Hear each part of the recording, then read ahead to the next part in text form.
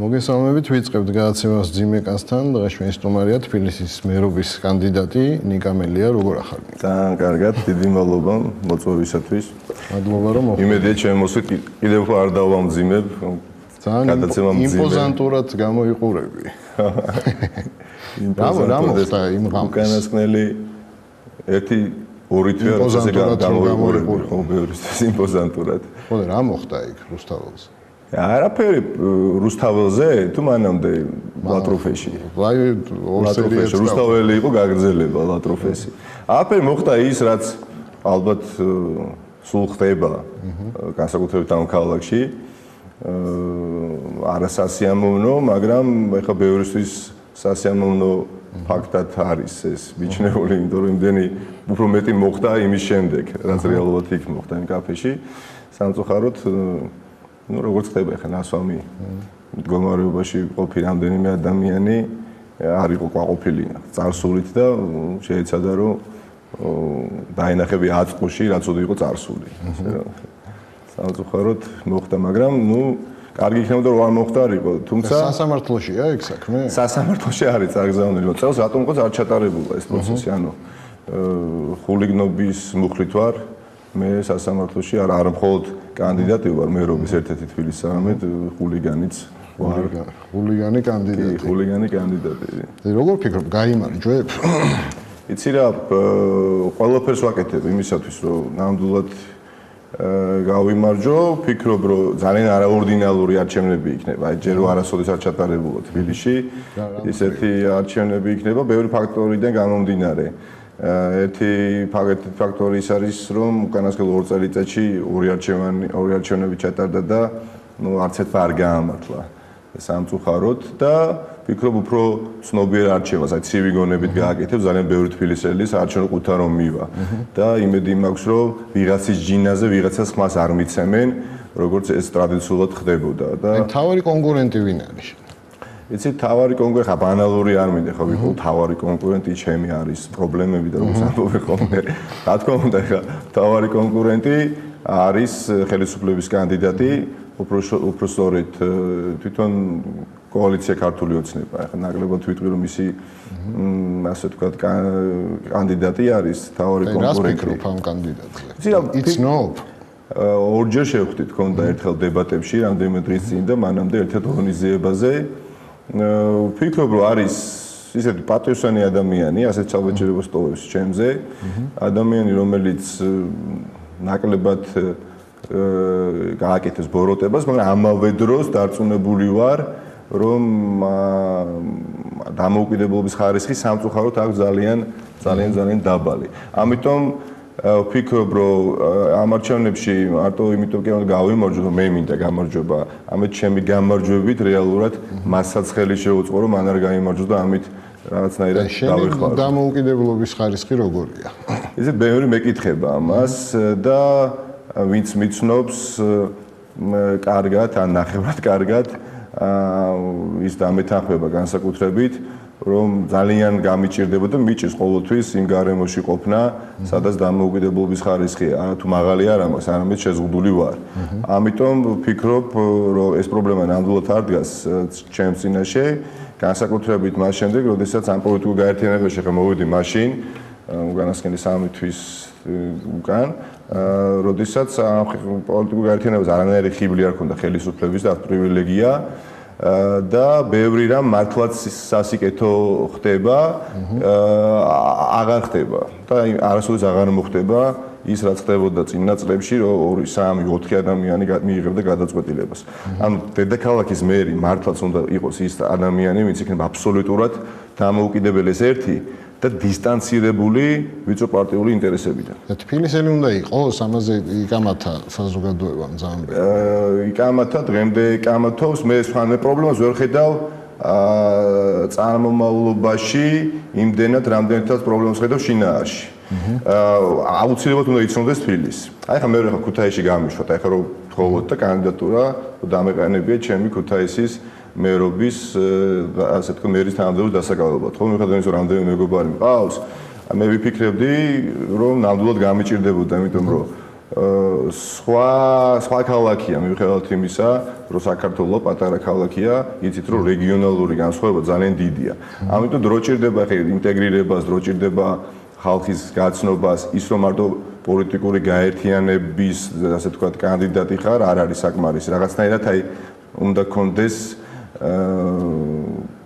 მოდით რაღაც ისეთ ფორმატია, სხვა მოდება უნდა კონდეს ქალაქთან, უნდა იყო აბსოლუტურად გაფიცნობიერებული ისეთ ნიუანსებში, რომელმაც შეიძლება როგორც ხელი შეგიწყოს მუშაობის დროს, ასევე ხელი სერიოზულად შეგიშალოს. ყველაზე მაგარი თბილისელი ვინ არის შენთვის? ყველაზე მაგარი თბილისელი ჩემთვის არის ნამდვილად ის თბილისელი, რომელიც არის თავდაბალი, პატიოსანი და ერთგული ადამიანი. მე ერთხელ ვთქვი და ეხლაც ვიტყვი, მე არ მითქვი როგორც ციტირება მოვიყვანე გოგო გეონიძის აქვს, არჩეული ასე ვთქვათ ფრაზა ნათქვამი თბილისელობაზე, რომ თბილისელობა პრაქტიკულად პროფესია არის და ვეთანხმები, იმიტომ რომ რთულია თბილისელობა.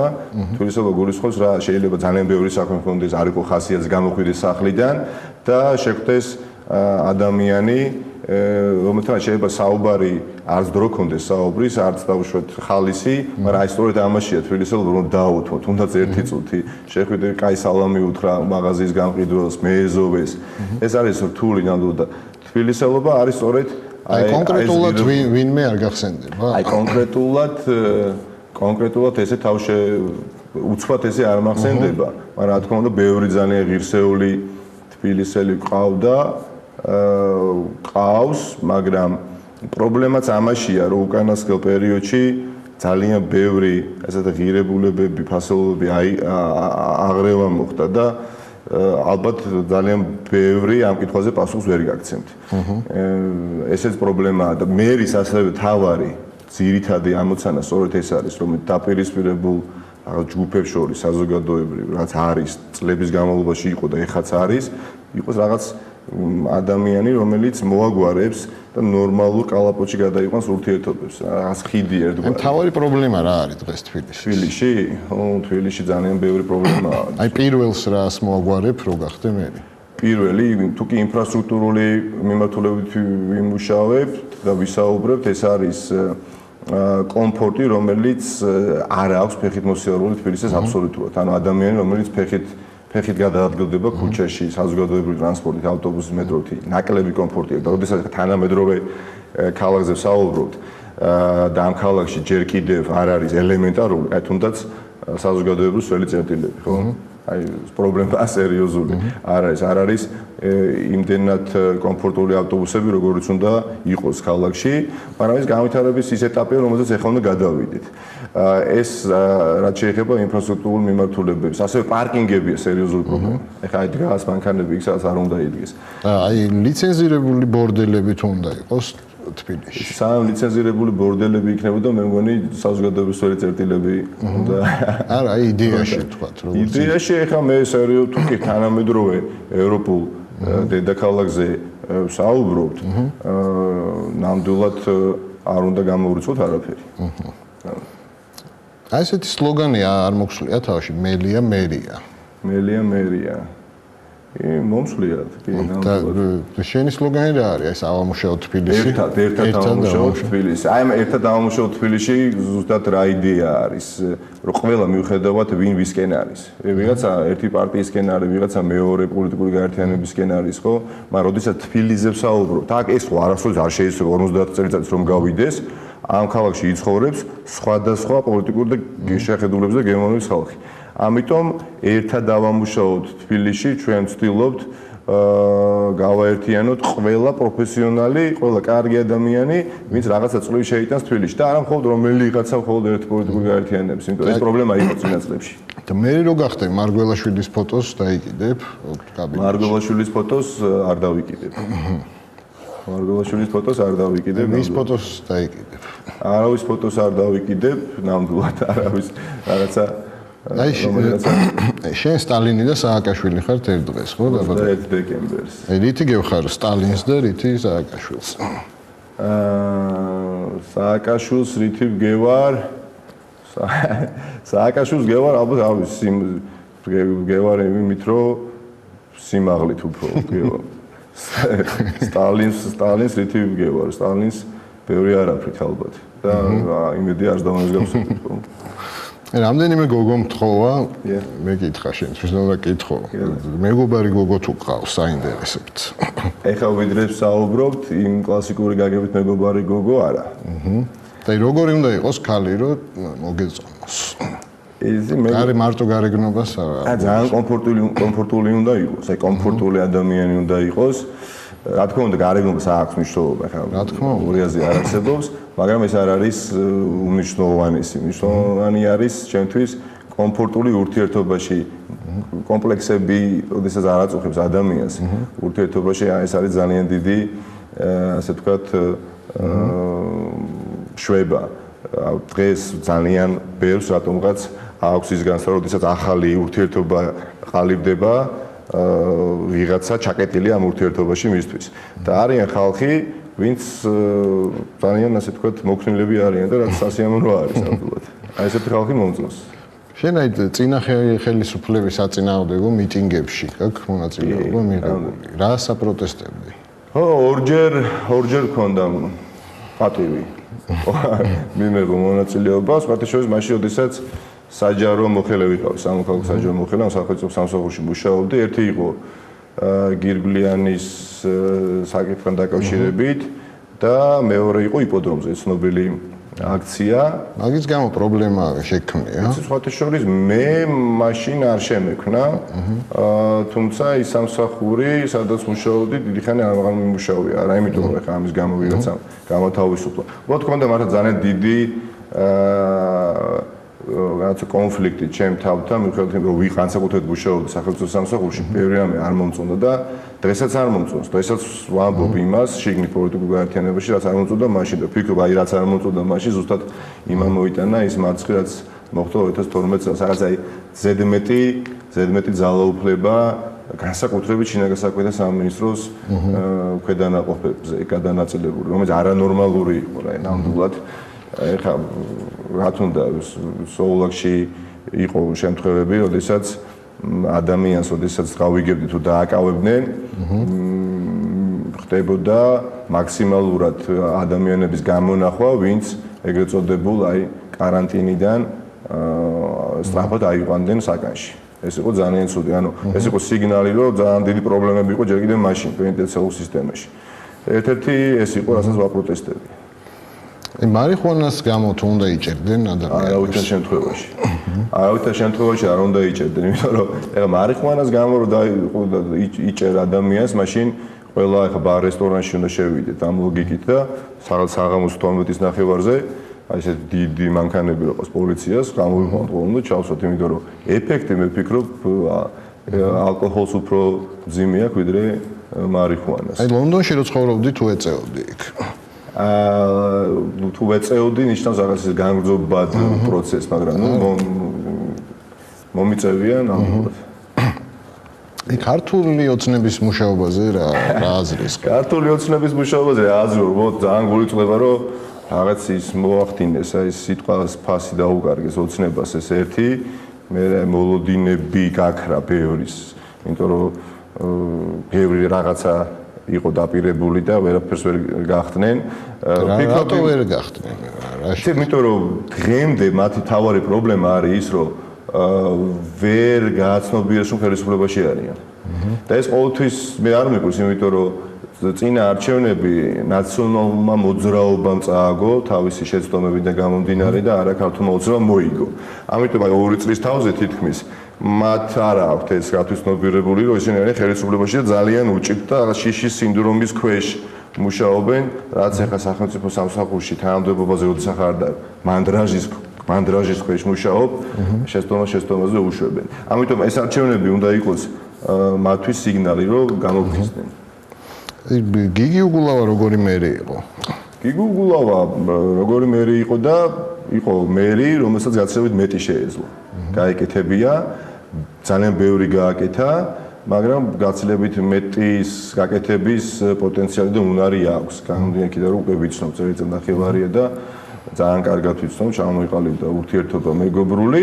რატო ვერ გააკეთა? ვერ გააკეთა, იმიტომ რომ იცით, მე მაინც ვფიქრობ, რომ გიგი თავიდან ბოლომდე აი ვიღაცა სხვა გიგი უგულაო და მაინც არ იყო ერთი დამოუკიდებელი თავიდან ბოლომდე ეს იყო პრობლემა რო არა ეს რაღაცეებს სხვანაირად გააკეთებდა და მეორე ფაქტორი აი პროფესიული ჯგუფები ძალიან ბევრ ადამიანს ჰქონდა სურვილი რომ ჩართულები ყოფილიყო ამ თუ პროექტის განხორციელებაში. და ესენი არ იყვნენ ჩართულები. უცბად გამოხვიდოდი, კარებს გააღებდი ქუჩაში და დახვდებოდა რაღაცა აშენებული. შენ ხა არქიტექტორი, ურბანისტი ხარ, ჭიპი გაქვს მოჭრილი ამ საქმეში და რაღაცა ყველაფერს თავიდან ანება წკინს, რომ აი მე რატო არ ვიყავი ჩართული. და ამან გამოიწვია ის, რომ ბევრს არ მოეწონა ის პროექტები, რომელიც მოსაწონიც არის. და თავარი შეცდომა ჩემის აზრით 2 სამსახურში იყო. გიგი 2 სამსახურში იყო, ანუ მერიაშიც და ქალაქის პოლიტიკური გაერთიანების ხელმძღვანელიც იყო და ეხლა 2 სამსახურში რომ მუშაობ, იცი რომ დროც ელემენტარულად არ გეყოფა და რა რესურსი უნდა გეყოს ხო დროის თვალსაზრისით. ამიტომ შევაფასებდი ეხლა 10 ბალიანი სისტემით თუ შევაფასოთ? კი ბატონო. გიგი შევაფასებდი აი 8-ზე შევაფასებდი. შესყიდული შესაძლებლობების მქონე პირებს რატო არ ვაქცევთ ყურადღებას? ხო, აი ეს ალბათ 9 ბალს მივანიჭებდი გიგის. აი ეს პრობლემა რაღაცნაირად დაძრულიყო წინა წლებში, მიუხედავად იმისა, რომ საუბარი სულ იყო, არ მოხდა არაფერი და სწორედ პროგრამაში, ჩვენ პროგრამაში 20% ამ მიმართულებას ეძღვნება მართლაცირცხვილია. ახლა უამრავი ეტლით მოსარგებლია თბილისში, ხო, თან იმ წლებიდან მომდინარე ახალგაზრდები, რომლებიც აი ესე სამოქალაქო დაპირისპირებიდან გახდნენ შესაძლებლობის მქონე და გარიყულები არიან საზოგადოებიდან. ელემენტარულად ვერ გამოდიან სახლიდან, მათ უნდათ შესაბამისი გარემო, მარტო ის რომ ავტობუსი ვიყიდოთ ადაპტირებული ინფრასტრუქტურით, ეს არ არის საკმარის ავტობუსამდე ხომ მისვლა უნდა. ამიტომ ეს პოლიტიკა ეხლა იქნება პრიორიტეტული. ეს იყო პრობლემა წინა წლებშიც. ელემენტარულად ქუჩაშიც ვერ გადაადგილდები, იმიტომ რომ ბორდიური 98% შემთხვევებში ქუჩების შეხვდება წინაღობის სახით. შენ დებ ამ პირობას რა აუცილებლად. აი ხა რამდენიმე კვირის წინ ვიყავი პარაკალალბურთის თამაშზე, სადაც აი ჯანღონით სავსე ბიჭები ეტლში თამაშობდნენ კალათბურთს და აი ვნახე და აქედან 60% ერთდროს სახსალამათი ბიჭები იყვნენ და მე მგონი არავინ არ ვარ დაზღვეული იმისგან ხვალ და ზეგ ვართად აღვიფაროს ყველა ამ მდგომარეობაში აღმოჩნდით. ამიტომ მნიშვნელოვანია სახელმწიფო მერია მუნიციპალურ დონეზე ზრუნავდეს, იმიტომ რომ ბევრი არიან, მართლა ბევრი არიან და ძალიან ათასობით ეტლით მოსარგებლია თბილისში და ეხლა 2 კვირა რო ვიაროთ ქალაქში, რო დავნიზლავდეთ. შეიძლება ისე გავიდეს 2 კვირა, რომ რეალურად არც ერთი ეტლით მოსარგებლე არ შეხვდეს ქუჩაში. ეს რას ნიშნავს, რომ სახლებში არიან, ვერ გამოდიან. შენ ადრე დაგჭრეს, ხო? როგორ? დაგჭრეს ჯგუფში, სადღაც წავიდით. დაამჭრეს, კი ეს იყო 2002 წელი იყო შევარდნაძეს ერა და ძალიან საინტერესო იყო დაამჭრეს და მართლაც გადავჭი, გამომწერეს ქირურგიული და მე მამაჩემთან გადამიყვანეს კლინიკაში და ესეთი სცენა გათამაშდა რომ დაეწყო ხალხმა მოძრაობა რომ მოდი შერიგდით, ანუ მე და იმას შორის შერიგება მოხდარიყო ვინც მესროლა. და ესეთი სცენა გათამაშდა მამაჩემთან საორდინატოროში, ვინც მესროლა მოყვა ერთი კანონერი ქურდი, ასევე ერთი ქურდული ავტორიტეტი კალატოზად, ცნობილი მაშინ, ასეთ სპორტულებში ჩაცმული და აქედან მე ახლა ისეთი დრო იყო, მამაჩემს ხوار დავახვედრებდი თეთრ ხალათში და ფონენდოსკოპით და აქედანაც მათი კოლეგები, ასე ვთქვათ, დახვდნენ და იქ ბევრი ისაუბრეს. აი ესეთი ქვეყანა შეგარიგე? არა, ესეთი ქვეყანა იმის მამაც მოსული, ვინც დამჭრა. ამიტომ, როდესაც საუბარია, აი ეს ბოლო 10 წელიწადი ძალიან გული წყდება, იმიტომ რომ 2002 წელიწადი იყო და აი ეს ხდებოდა, რასაც ვყვები, თუ 2001 იყო და ნუ მანამდე რა ხდებოდა, მე მახსოვს თაწმინდაზე 1 წლის განმავლობაში 22 ბიჭი იყო მოკლული სხვადასხვა სკვერში და ქუჩაში. აი ეს უბრალოდ კონფლიქტიდან გამომდინარე კვლევებები, ხო? ამიტომ ამის არ დაანახვა, რომ ქვეყანა წინ წავიდა, მიუხედავად იმისა, რომ იყო დიდი პრობლემები და შესტომები ხა შეუძლებელი არის. ჩვეულებრივი ძველი ჩიკაგო იყო, ხო, ხა ეს თბილისი წინა წლებში და ძალიან ხანმოკლეა ჩვენი ცხოვრება.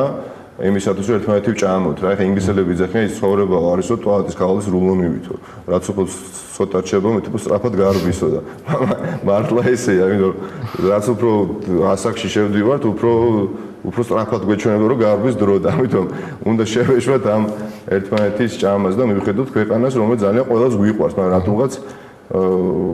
რატომღაც ყველა მაინც ვჭამთ მაინც ერთმანეთს აი ხა სუფრაზე არ არსებობს ხო რომ არ შეისვას შვიდობის ადგილზეულო აი შენ გენაცვალე და გადაკოცნა ორჯერ სამჯერ მე ბოლოს მეხუთეჯერ და მე ხშირად არის რომ სახში რო წავლენ კი ერთმანეთს დაურეკავენ მაგრამ ეს აგრესია პრაქტიკაში არ ცხრება ხო აი პრობლემაა სერიოზული პრობლემაა რომელი წერალი გიყვარს იცით წერალი ხა დროთა აი ხა ბოლო პერიოდში რატომღაც საიდან აღვნიშნეთ კითხულობ ერთი დეტექტივს გამიტაცა ესეთი ინგლისში ჯერ კიდევ ჯეიმს პატერსონი არის და სიმბოლურად სათაურს ესე ქვია მერი ანუ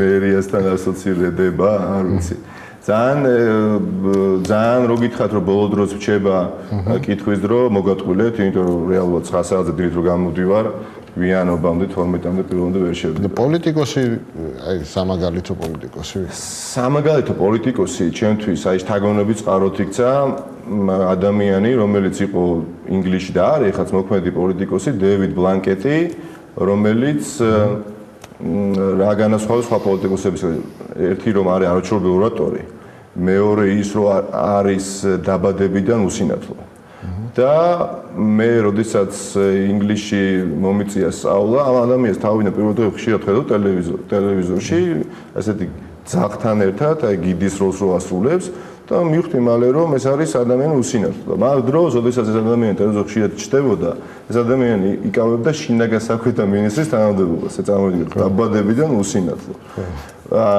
ადამიანი უსინათლო რომლის უშუალო დაქვემდებარებაში იყო MI5 ანუ იქაური დაზვერვა ხო აი წარმოიდგინეთ რა დონეზე არის ქვეყანა განვითარებული როდესაც დაბადებიდან უსინათლო ადამიანმა შესაბამის სკოლაში მიიღო ის განათლება ქვეყანაში რომ გახდა შინაგან საქმეთა მინისტრი და მერე სხვა მინისტრის თანამდებობაში შესთავაზეს ეხლა უბრალოდ არის ლეიბორისტული პარტიის წევრი ინგლისში. ამიტომ დევიდ ბლანკეტი ჩემთვის არის მართლაც სამაგალითო პოლიტიკოსი და ძირითადად რატომ? იმიტომ რომ უდიდესი ნებისყოფა ჭირდება. ამ ყველას პოლიტიკა რა არის? ეხლა პოლიტიკა არის რაც უნდა ნიჭიერი უნდა ხარ, თავარი აი ნებისყოფა და შენ თავზე მუშაობა. არ არსებობს ეხლა არის ძალიან ბევრი ნიჭიერი პოლიტიკოსი ჩვენს რეალობაში საქართველოშიც თუმცა ეტყობა რომ მოუმზადებლები არიან ხშირ შემთხვევაში.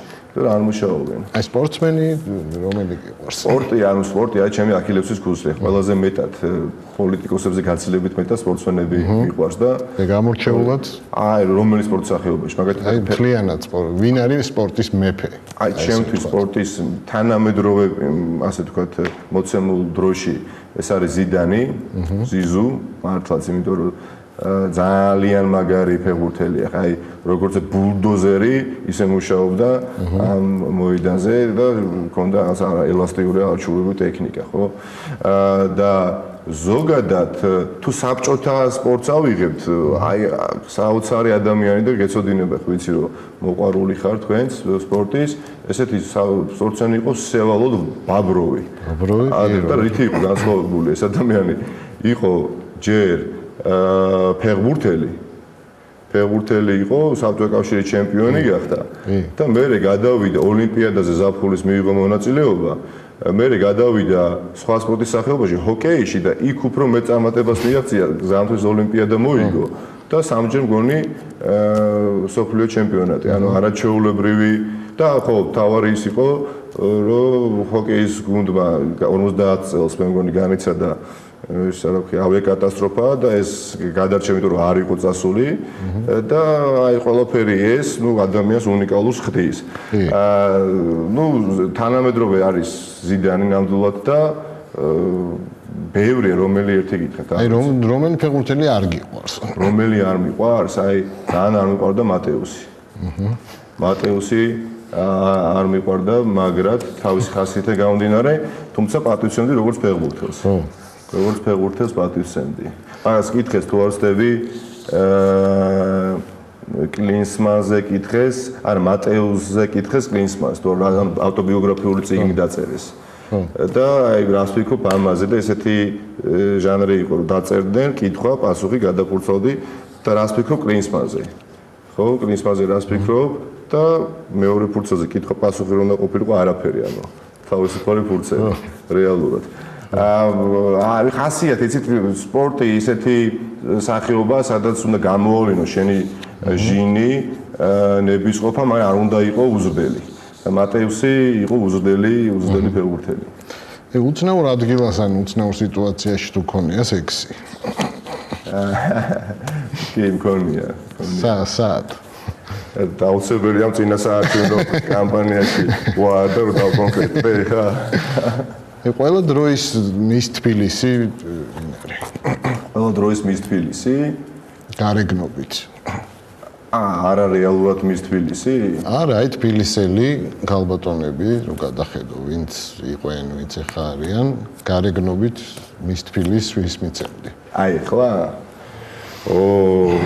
ესეც ისე როგორ კითხოს ვისო, არა მომგებიან წინასაარჩევნო კამპანიაში, ოდესაც ხარ, აი უფრო ბევრს რომ მოიცავს, ისეთი კითხვა ძალიან გამიჭირდება, ძალიან ბევრი ამის ნაკლებობა არ გვაქვს ეხლა, უბრალოდ ეხლა თანამედროვე თაობაში ვინ არის ესეთი, ვისაც მივანიჭებდი? თუ ვინა ძველი თაობა იყოს, არ ვიცი. ძველი თაობაში ვინ? ასე უთხრა არ მახსენდება. სახიობი მომღერალი რა ვიცი. კი რა, ანდრონიკაშვილი ეხლა გამორჩეული სილამაზის ადამიანი არის.